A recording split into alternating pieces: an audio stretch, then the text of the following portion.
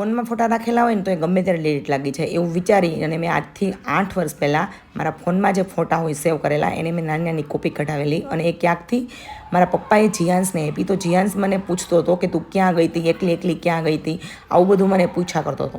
અને પછી મેં જોયું ને તો કર્મ રેડા કરતો હતો, એને રમકડાથી રમવું નહોતું. અને મેં જ્યારે રમકડા જોયા ને તો કેટલા બધા ઢગલાબંધ રમકડા હતા, પણ હજી એને કંઈક જોઈતું હતું. તો તમે જુઓ તો ખરા કે આજકાલના જે છોકરા છે એને કેટલા બધા રમકડા હોય તો પણ એને કંઈક ઘટતું જોઈએ, એને રમવું ન હોય. અહીંયા લસરપટ્ટી છે, ઘરે રમકડા છે, આવું બધું છે, તેમ છતાં પણ તેને કંઈક ઘટતું હોય. અને આ જે મોટો છે ને એ રમકડાની થેલીમાં ભરતો હતો કે મારે કોઈને દેવા નથી.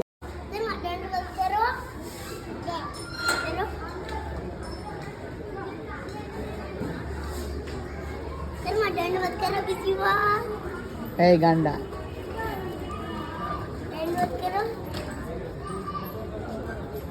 ગરમીનો પારો દિવસે ને દિવસે વધતો જાય છે, એટલી બધી ગરમી પડે એટલે અમે નાહી ધોઈ અને સુવાની તૈયારી